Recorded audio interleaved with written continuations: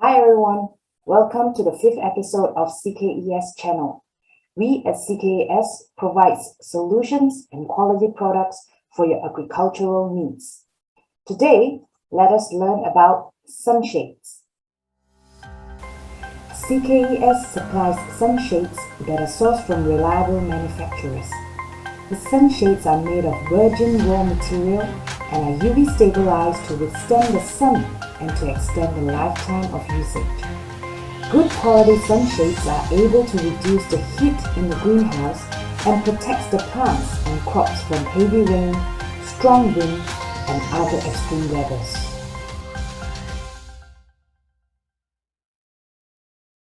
The sunshades we supply comes in different sizes, varying from the length, width, thickness, and colors. The width of sunshades starts from 1.5 meters to 6 meters, while standard lengths are 50 meters and 100 meters, and colors from silver, blue, black to white. While the thickness starts from single stitch, 3 stitch, and 6 stitch mesh.